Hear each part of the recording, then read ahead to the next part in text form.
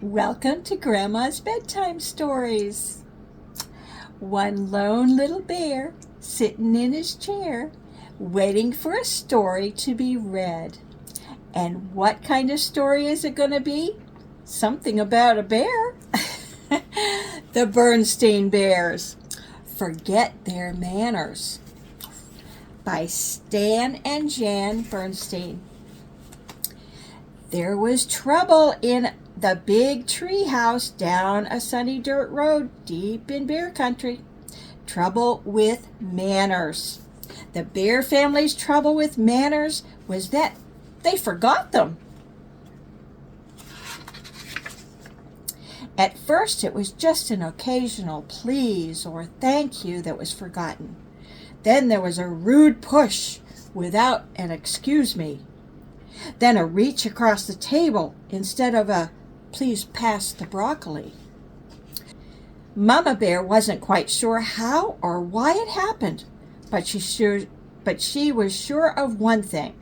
Whatever the reason, the bear family had become a pushing, shoving, name-calling, ill-mannered mess.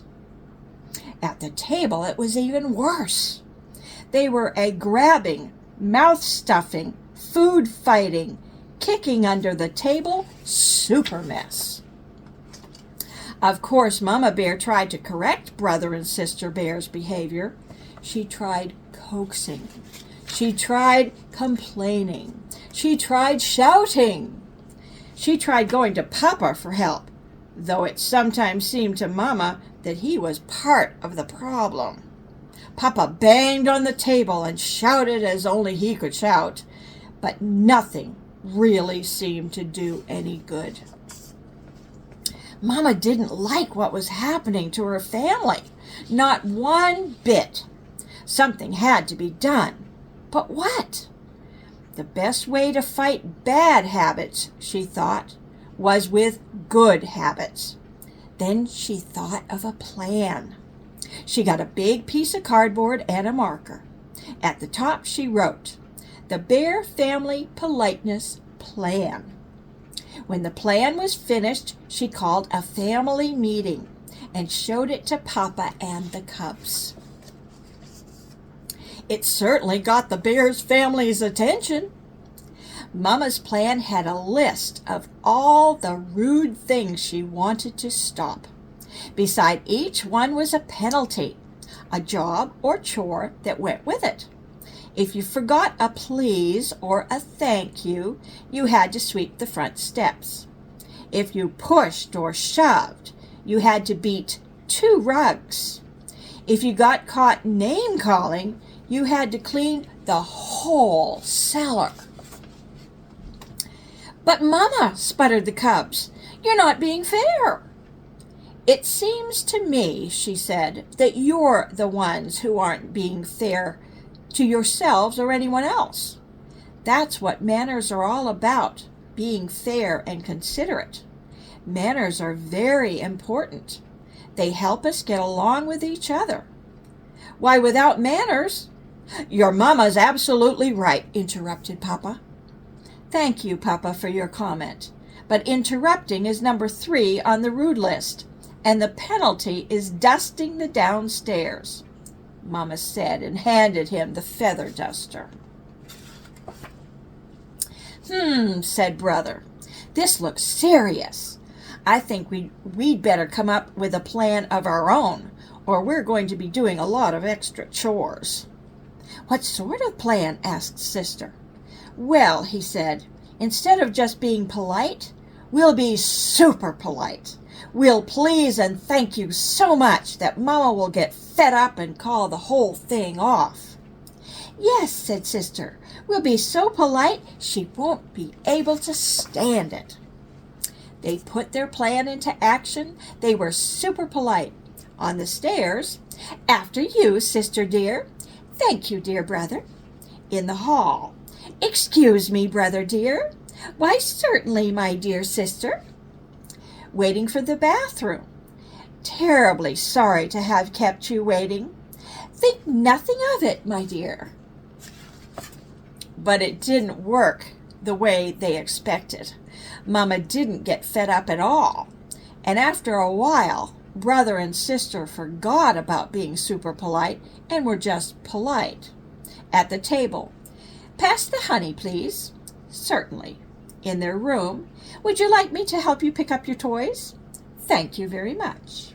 In the yard, "Oops, sorry, I didn't mean to bump you." "That's all right, no harm done." And it turned out that Mama had been right. Things did go more smoothly.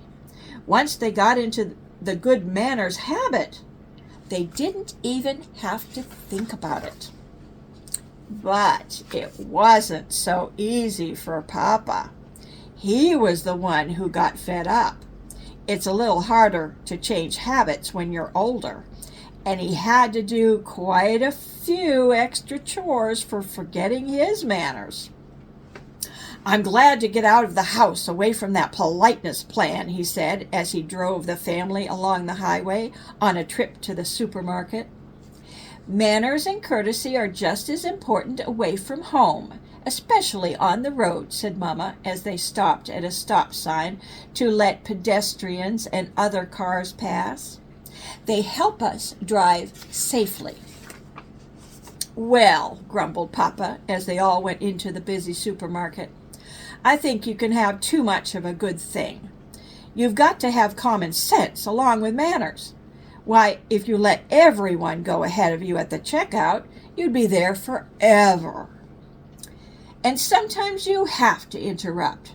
"Excuse me, madam," he interrupted a shopper, "but I believe you have a leaking bottle in your cart." The shopper thanked him for his help. "You see," he said, driving home, "there's more to life than remembering your manners. Besides, manners are all right for cubs and mama bears. But we papa bears have other things to think about." Bonk! At that moment, the car in front of him stopped suddenly, and Papa bumped into it. He was so furious. "By that pin-headed fiddle-brain," he snarled. "Name-calling," reminded Sister. The penalty for name-calling was cleaning the whole cellar. So Papa gritted his teeth and remembered his manners. And a good thing, too, because climbing out of the other car was the biggest, angriest bear he had ever seen. But when the angry bear saw how polite Papa was, he remembered his manners, too. He explained that he had stopped short because a mama duck and her ducklings had crossed in front of him. Then he and Papa Bear looked at their bumpers and saw that no harm had been done. "As I was saying," said Papa as they continued on their way, "it's very important for us to remember our manners at all times. And I want to thank you, Sister, for reminding me to remember mine."